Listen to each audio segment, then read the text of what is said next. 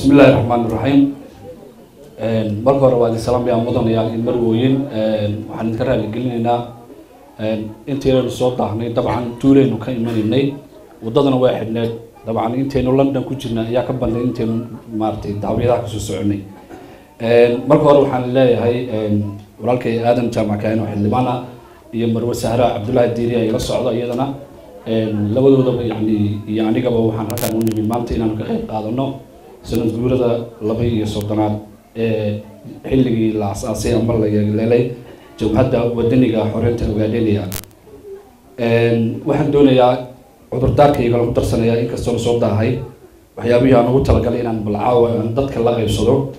waan soo in baa idin soo habayaan inagoo ka tagay si waqtiga uga faa'iideysano arrimaha aan doonaya walaalayaal inaan ka wada hadalno ama aan xagga caawa ka soo tabiyo waxa weeyaan waa dhowr arrimood oo isku sidkan oo isuuna halbowlada loola insha Allah waxaan doonayaa in yar inaan ka hadlo kulley mar waliba dadku nimba meel halgaga kaga jira ama meel bay aqoontiisa iyo garashadiisa iyo maaragtay ay tahay marka anigu arrimaha taariikhda inta badan ayaan doonayaa wax yar inaan dib u riixo aan wax yar in yar geeyo qarniyadii 14aad 13aad ilaa 16aad arrimaha maanta ka taagan dhulkan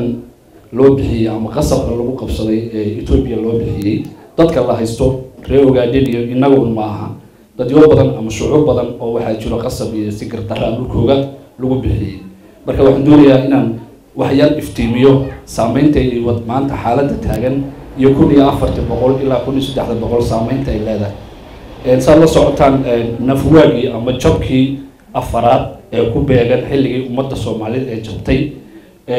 uu dhintay ama uu geeriyooday hogaamiyihii weynaa ee ummadda Islaamka ee geeska Afrika Ahmed Gurey Ahmed Ibrahim Gezale oo magac dheer Ahmed Gurey jabkiisi ama geeridiisa ku astareed xilligii afaraad ama jabkii afaraad ayaa waxa dhacday nafwaagii ka dhacay dhulka Soomaalida ama ummadda marka ay hogaanka ama mayalka u hayeen ummadda Soomaaliyeed iyo dadyoobay ay la dagaalamayeen markaasi laba geesoodka ah ee dhinaca Tigreega ama Axmaarada ay iska soo horjeedeen ayaa waxa halka ka soo baxay fuf ummadan loo yaqaano maanta oromada oo kale ay sameeyeen fufkaas oo ku wajahnaa sidii u sii wiiqi lahaayeen ama isu sii dhameystir lahaayeen halgankii dheeraa ee u dhaxeeyay ummadda Soomaaliyeed oo markaasi diin iyo dal u dagaalameysay kuna dagaalameysay hogaanka loo haysay iyo ummadihii kale ka soo horjeeday markaasi Axmaarada iyo Tigreega ah meeshaasi marka waxa ka dhacay arrimo aad u fara badan oo halkaan ku soo koobi karin laakiin waxaan doonayaa inaan tuso ama idin iftiimiyo dilaaca maanta ku yimid waxa beenta ay loo yaqaan Ethiopia ama Jamhuuriyadda Dimuqraadiga Federaalka Ethiopia saameynta ay maanta ku leedahay waxa taagan maalinta walaalayaal waxa dhacay isdhalaro ama qaab cusub ayaa waxa yeelatay wadadii ama istiraatiijiyadii lagu hagayay waxa markaa gardarrada markaa taagneed ee buuraha waaweyn ee Abyssinia loo yaqaan ka soo dhaadhacisay ayaa waji kala yeelatay wajigaana waxa uu yeelay ummadii Soomaaliyeed ee markaasi halganka ku jirtay iyo dadka oromada ah oo ka faa'iideysatay jabkii ku dhacay labada ummadeed ee is haystay marka waxa isbedelay qaabkii marka hore loo anqariyay ummadda la doonayay in Ethiopia cusub marka hogaamiso ayaa isbedelay waxa marka soo baxay saldanado ama amiirada yar yar oo ka dhismay deegaanada ku xeeran Lalibela iyo Aksum qaybna waxay ka dhisantay meesha maanta loo yaqaan Goojam ama area Bahardar laagta Bahardar meesha ilaa Dabra Burhan dhulka la yiraahdo Axmaarada tiganta ay ka dhismeen halka marka waxa ka dhacay gulufyo colaadeed oo taariikhda in badan la qariyay marka aad baarto baad heli karaysaa dhibaatada gaadhay dadka Axmaarada ee meesha ku dhaqnaa iyo Tigreega ee ay gaarsiiyeen dadkii marka oromada ahaa ee ka soo haajiray ama ka yimid deegaanada maanta loo yaqaan Bali iyo Sidamo iyo Hadiya ama dhulkan la isku yiraahdo koonfurta Ethiopia dhibaatada halka ka dhacday iyo gumaadka loo geystay dadkii Axmaarada iyo Tigreega waa mid la qariyay oo meelo badan oo caalamka inaad si qarsoodiya ku hesho mooya aadan heli karin marka maanta saansaanta taagan waxa weeyaan taariikhda iyada dib isu saxda saansaanta maanta taagan qaladkii bariga dhacay mid u ayaa maanta ka taagan qoomiyadaha Ethiopia gudaheeda marka taa hadda inta kaga yimaado waxaan doonayaa inaan iyadana ku darsado qodobkayga labaad ee ah burburka ku soo wajahan nidaamka gumeysiga ah ee Ethiopia khasaare iyo faa'iido intee leeg ayuu inoo leeyahay hadaynu nahay Soomaalida ku dhaqan geeska Afrika khasaarada ayaan ku horeynaynaa faa'iido waxaan filayaa inaysan xagga iyaga waxba faa'iido ballaaran ka jirin waxaa inagu soo foollay haddii arrintaasi ay dhacdo sida la filayo dhowaan barabax aada u ballaaran oo u baahan si geesinimo leh in looga hortago oo dadka Soomaaliyeed ee inta gacanta gumaysiga ku jirta iyo inta jamhuuriyadda Jabuuti ku nool iyo inta Soomaaliya ku nool ay foojignaan dheeri ka yeeshaan barabaxaas oo u bannaan doono dadka ka iman doono qoomiyadda Oromada iyo qayb ka mid ah qoomiyadda Axmaarada sababtoo ah dhulka sidoo uu kala gedisan yahay buuraleyda Itoobiya dhinaca waqooyiga dadku mararkii bandaaya la qaxay ama dhibaatooyinka dhaceen waxay u hayaameen dhinaca Suudaan qayb ka mid ah iyo qayb Central Africa ka mid ah u hayaameen laakiin xoogga maanta halka la soo saari doono haddii hayaankaas uu soo dhaco ko wuxuu noqonayaa waa dhulkeena waa dhulka la haysta ee Ogaadeniya waa meesha ugu horeysa ee uu ku bixi doono barabaxa ama waxa loo yaqaano mawduuga nidaam ama siyaasadeed ama dhaqaale marka taa lafteeda dadka oo darasa arrimaha siyaasadda iyo isbedelada wajiyada cusub leh ee geeska Afrika ku soo socdo waxaa habboon in mar walba taa lafteeda ka foojignaadaan waxaan doonayaa inaan ku siqo qaybteeda saddexaad xaaladda ay ku sugan tahay jamhuuriyadda waxaa maanta loo yaqaan jamhuuriyadda federaalka Soomaaliya dhawaanahan waxaad arkayseen qariirada ama hanaanka nololeed ama qofka Soomaaliga ah waxa uu doonayo iyo waxa uu diidayo in marin habaabin lagu sameeyay intii mid daawatay tagistu Xasan Sheekh Maxamuud madaxweynaha inuu ku magacaabo jamhuuriyadda federaalka Soomaaliya uu ku tagay magaalada Jigjiga waxay yeelatay sawirro badan sawirradaasi qofka meel fog wax ka arkaya iyo qofka meel dhex wax ka arkaya iyo qofka aragtidiisa ee miiskan dhaafsisaneen nin walba waji ayay tustay ama sibay arrintaasi u saameysay aragtida fog madaxweyne Soomaaliyeed oo tagay dhul Soomaaliyeed oo la haysto waxay koob ka tahay daafur in la barakiciyo la gumaado la lahaado ummadda meesha ku nool dadka ku nool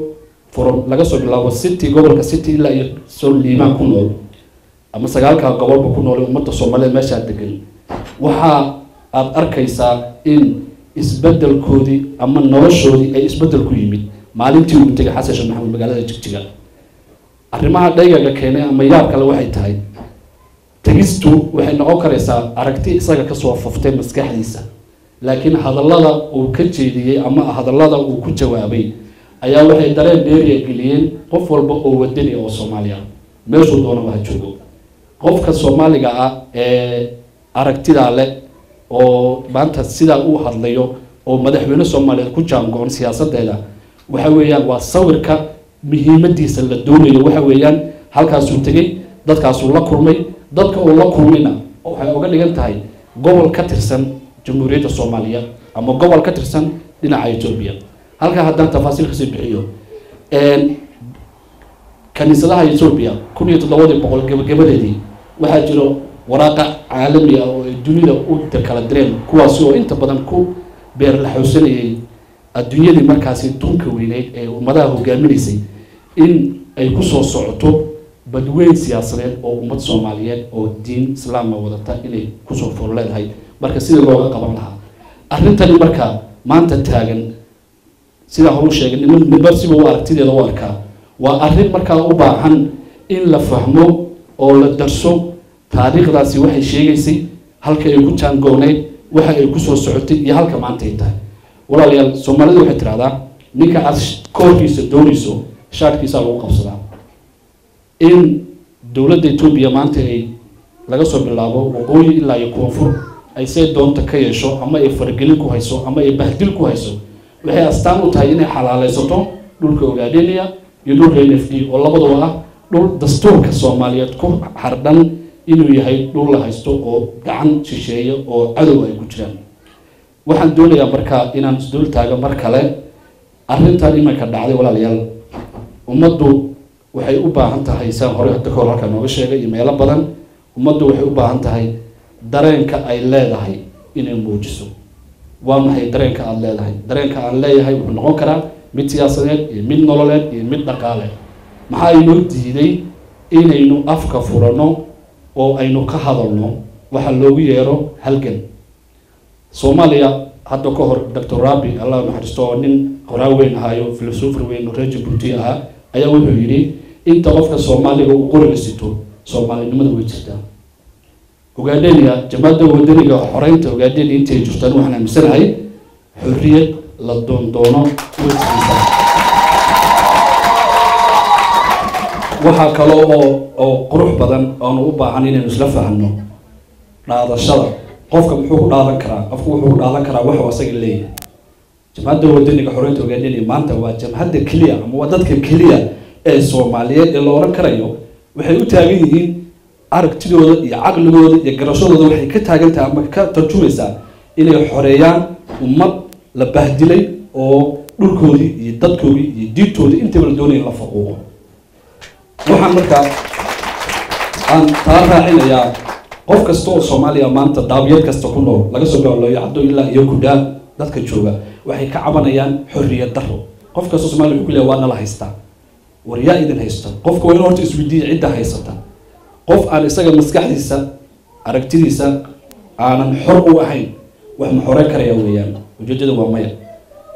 qofka doonaya inuu ka xoroobo Itoobiya imika siyaasiyiinta intooda badan waxay leeyihiin ama ay ka dhawaajinayaan inta badan Soomaaliyeed aad ba maasqalan dadka inta badan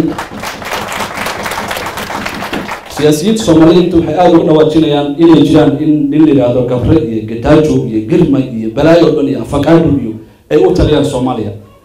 dadkaasi yaa keenay Soomaaliya saaru sheegay yaa meeshaasi u xaarxaaray inuu ka taliyo waa dad isla Soomaaliya walaalayaal waxa weeyaan waxa labada runta isu sheegin been baa u qarsoon qofka Soomaaliya doonaya inuu xoroobo koow waxa ay inuu taageero war horta waxa la yiraahdaa habeenkiina hoos baa loo hadlaa dharaartina hareeraha la eega war horta yaa jamaacada wadaniga oo xoreyn wax ina xoreyso doonayso waa inuu qofku isweydiiyo waa jamaacad kale maanta oo Soomaaliyeed oo geed iyada ay leedahay tala iyada ay leedahay arrin iyada ay leedahay ku socoto oo aan ogaadeenayo aan jamaacaddan ahayn ee ma jirto aragtida kale saafay ummadda Soomaaliyeed ee dhiigooda iyo dheecaankooda Soomaali baabi'iyay ee qabyaalada ah taasina waxa weeyaan waa mid mar walba u baahan in loo yeesho il ama foojignaan dheeri ah aniga waxaan markaa ku boorinayaa ummadda Soomaaliyeed ee doonaysa inay heeryada qoyan ee waliba heeryada qoyan iska dulqaado waa inay taageeraan jamaacada wadaniga xoreynta ogaadeenaya sababtaan sidaa u leeyahay walaalayaal anoo doonayna soo gunaanado waan idinka raali gelinayaa waxa weeyaan in badan halka waan ka sheegay ummadani Soomaaliyeed meesha loo wado iyo halka ay iyada doonayso waa kala labo ilaahay dhulka ummadda Soomaaliyeed ama ruuxa Soomaaliga uu dajiyay waa dhul istiraatiiji ahaan ama juqraafi ahaan ku jaan go'an rabitaanka qofka Soomaaliga afka Soomaaliga waa gumaysidii dhiigga iyo dheecaanka iyo dhalashada iyo dheeha ummadda Soomaaliyeed waa gumaysidii laakiin waxa jira tafiir baa jirta ama shinida waxa la yiraahdaa dalaga marka la beerayo haruurka ama masagada ama galeyda waxa jira waxa la yiraahdaa shini ama abuur shinidaasi haday wanaagsan tahay waxaad filaysaa inuu kaaga soo baxo abuur wanaagsan oo qurux badan haddii laakiin baali tahay oo wanaagsaneen de waxaad filaysaa karees xun iyadana ku waxla maanta waxa la beerayaa shini xun oo cadowga iyo shisheeyaha iyo nasabdiidka iyo Soomaali ka cararka dad xambaarsan ayaa la beerayaa odayga maanta inta ku dhaqmaya inankiisa muxuu noqon doonaa odayga maanta oo galkeenada cadowga inuu la geliyo ee shinidiisa la bedelo ee duriyadiisa magac kale loo bixiyo inanka uu dhalay ama inanta uu dhalay maxay ku faani doontaa bari waa waxba waxaan u baahanahay ummadda Soomaaliyeed in shinideedana la badbaadiyo ayaa loo baahan yahay ta kale aan ku soo gunaanaday waxa weeyaan hadalka waa iga dambeyn doonaa wax badan oo sheegi lahaana dib baan u dhiganayaa insha Allah walaalayaal dadka caawa halkan fadhiya wadad dhan iyo dhasheed ah wadada walaala ah magac baa soo kaya keenay magaca aad ku hiiranayso waxa jira qof gaad ka haya oo ilaalinaya oo daranyada ka ilaalinaya oo furxumada ka ilaalinaya oo cayda ka ilaalinaya qofkaasi loo hiiliyo ayaan u baahnaa ninka Soomaalinimada ilaalinayo waa ninka diidan in Soomaalinimada laga kaxeeyo dadka marka caalamka naga daawanayo waxaan u sheegaynaa dhalinyarada Soomaaliyeed ee meel walba ku baahdilan ee asaagood nin asaagooda oo yaani keenada ugu jira ama u dabran ama u seetaysan waxaan u sheegayaa inay iska daayaan mal awaalka ah waana la haystaa iyo gobol heblaayaan nahay iyo maxay hebel kalaa nahay waa inay u istaagaan inay garab siiyaan walaaladeen jamaacadda wadaniga xoreynta Itoobiya ogaadeenaya waxaan u leeyahay horena waan u sheegay kaftankayga ugu dambeeyay wuxuu ahaa gogashayna loo balaariyo ogaadeenaya waynu wada leenahay qof Soomaali waa ka marana ma jiro laakiin waxaa jira maran habaabin dad maran habaabinaya qadiyada ayaa jira oo caawis oranaya abrone muxuu ka dhax doonay jaaliyadaasi kaasi waxaan u sheegaynaa Soomaalidu waxay tiraahdaa hal dilees geeyo ku xoqoto ma weydo qofka marka uu doonayo inuu qofkiisa raadsado wadada u mar laha uu helaya ogaadeenaya waa dhulkayga weeyaan awooyaashii waa ku aasan ayeeyaashii waa ku aasan adeeradii waa ku aasan waa dhulkayga weeyaan marka waxaan u baahanahay kaliya inaanu fahanno hadalkayga wuxuu ahaa gunaanadkiisa inaynu fahanno waxyaabaha aynu doonayno inaynu isla meel dhigno waxyaalaha aynu doonayno isla meel dhigno waxaa ka mid ah ummadani Soomaaliyeed ee qurubka loo goostay ee daabiyad loo kala xidhay ee ab iyo isir la kala wiciyay sidee looga badbaadin karayaa cadowga mid kaliya weeyaan qof kasta oo Soomaaliyeed hadduu hal kelmad yiraahdo kelmadaas waa ku guuleysanayna kelmadaas oo ah ogaadeenaya inuu xoroodo ogaadeenaya haddii xoroodo waxaa jira wax la yiraahdo moos ama daadka uu soo jabaa daadka moos baa lagu horgeeyaa hadday halkii waxa ku jira ninka shaafis kawfiis dowladda shaafis lagu qabsadaa ogaadeenaya haddii xoroodo daadadkan iyo gumaysigan iyo dhibaatadan soo talaabaysa ma jiri doonto insha Allah waxaan rajaynayaa sidaas ka qurux badan ka farxad badan ka dhiiranaan badan ka aragti wanaagsan inaynu ku kulmi doono haddii Ilaahay yiraahdo waxaan idin rajaynayaa shacabka deegaanada ku dhaqan ee dhibaataysan ee diihaalaysan ee hooyooyinka dhiban ee rafaadsan carruurta dhalaanka yani iyo samiga dhiban waxaan u rajaynaynaa inuu heli doonaan rag iyo rabbi inay lahaan doonaan insha Allah waxaan kaga tegayaa walaalayaal meel walba waxaa loo baahan yahay in la iska muujiyo madal kasta oo lagu hayo danta Soomaaliyeed in la iska muujiyo jamhadan wadaniga xoreynta ogaadeenaya ama reer ogaadeenaya howlaha ay qabatay xiriirka ay la sameysay jamhadaha kale ee ka soo horjeeday gumaysiga Itoobiya waa mid aan idinku boorinayno waa howlaha annaga aan wadno waxaan u baahanaa marka inaan waxyaabo badan iska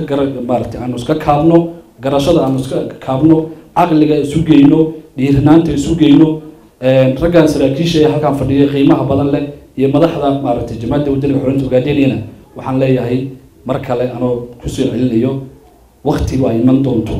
yani ummadani ay noqoto ummad aayaheeda iyada ka tashato ummad dib ugu soo noqoto caalamka wax la weydiiyo insha Allah